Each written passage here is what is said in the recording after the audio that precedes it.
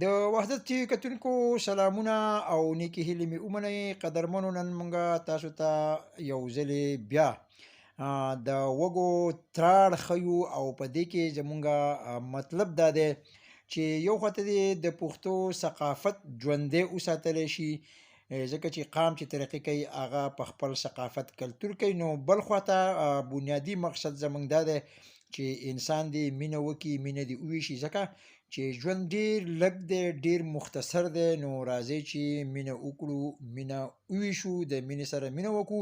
نو راځئ چې په دې عقله باندې زموږ ملګري څه وایي. یا خو به د خلکو نه موږ پرې عمل کوباسې چې په خلکو څه دی او په تاسو څه دي، خیال دې نه دی. او بهرحال خپل کوشش کوئ دا خلک موږ وایي یو لس اته منټه چې د خوشحالۍ تېر شي، نور خو ټول غم دی. که کم غم ته ګورو جو لکه په یو غم له پاسه بل غم دی، نو دا لږ ټیم موږ وباسو. موږ یاره زه خپل زړه پکې لږ تسلي ورکړو او ملګرو سره پکې ملاقات وکړو. اچھا دا یو څه باندې جوړه کړې ده ورور مې؟ جان مننه. دا خو تراړ دی جي، ټولې دنیا ته پته ده چې د پښتنو ثقافتي کلچر یو حصه ده او منه په ختمېدو دی. دا اخرنی خوند ترې اخلو، بیا را روان کال له یاده چې ژوندي به یو که مړه به یو. په دې منې کې د خپل خوندوالو او دا ملګري راغونډ شوي ټول لګیا دي، په مشترکه لګیا دي. شهاب صاحب پکې هم راغلی دی.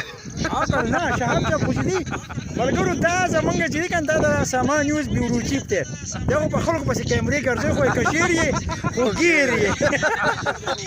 نن چې دی نن موږ ګیر کړی، اوس به موږ ته وایي، ته خو ټول عمر خلکو ته وایې که نه.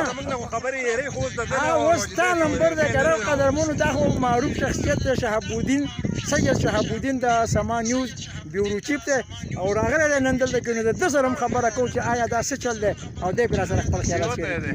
ګوره دریاب صاحب، موږ خو د بل نه تپوسونه کوو، خو اوس رانه تا رانه تپوس وکړو، نو زه به پکې سلک ډېر ویم. دا خو ویلی کېږي دا چې کله د مني موسم شي او جوار پاخه شي، نو د پښتنو دا یو روایت و چې دوی به یاران دوستان به راغونډېدل او هغوی به وږي شو کول، خو اکثر به پکې ګورې پردي شو کول.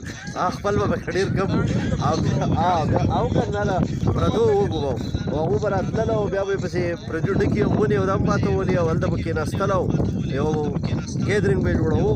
نو هغه نن ما ولیدل چې ملکار لالا د چوپړیال نه راغلی دی، همدرد صاحب دی او مغفور پاچا دی او سکندر خان لالاجي د وډیګرام هغه جو میزبان دی او دغه شانتې زمونږ صابر صاحب دی او د سعودي نه راغلی ابراهیم خان دی او بختیزر دریاب پکې هم دی، خو ځان یې پټ کړی دی.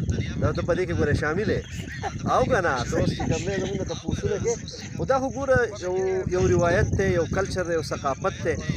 دغه شان مخکې به دا یاران دوستان سره په حجرو کې کېناستل، بیا به دا تراړونه کول، د دې لپاره به ګرځېدل. نو اوس دا زمونږ دا کلچر چې دی دا د موبایل ټکنالوژۍ را ختم کړی دی.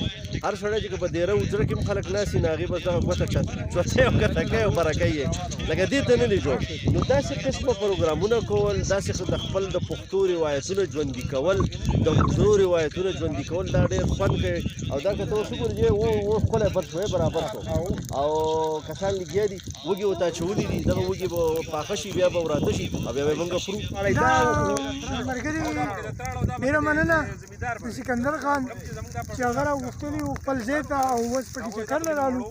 دا یو داسې به وګڼو چې خپل د ورکوټوالي هغه یاد یو تازه کړو، د هلکوالي هغه یاد یو تازه کړو. حالانکې اوس زمونږ ګیرې سپینې دي، د دې عمر نه دی، خو نه دا ملګري دي چې د دې سره ملګري شو، دوی را ژوندي کړي. نو لګیا یو وږي ورته تراړ کوو، که په هلکوالي کې به یې پردي ماتول، هغه به یې پخول. خو دا یې اوس الحمدلله خپل دي، ملګرو اخیستي دي، هغې دغه کوو پخوي لګیا دي. ملګري راسره دي ټول، ډېر مینه ناک، ډېر خوندور پروګرام دی. مننه. ډېر غټ خوند یې وکړو ماشاءالله چې تاسو د ملګرو دا پروګرام کېښودو. موږ له مقرره کړه، زموږ وړوکوالي هغه وخت مو ته یاد کړو. د تراړ دا جدا خوند دی او د دې خپل یو ذایقه ده او د ټول ملګرو ګپ شپ دی، پکې شاعري په حواله به هم د یو بل نه ساوو د خیر سره. ډېر ښکلی پروګرام دی. حالات کې په عالمي سطح باندې د فلسطین او اسرائیل غمجن فضا ده، د هغو دپاره دعا غواړو چې الله پاک دې هغه د هغو ته فتح نصیب کړي او زموږ خو وس هلته نه رسي، او الله پاک دې د هغو مدد وکړي. او موږ دغه موقع راوویسته چې مېلمانه راغلي د هغو له وجې نه لکه دا پروګرام جوړ کړو. او ستاسو بیا مننه چې تاسو موږ له دا موقع راکړه او خوشحالۍ هغې نه بیا د الله پاک دا موقع زموږ وطن ته دې الله خیر راکړي.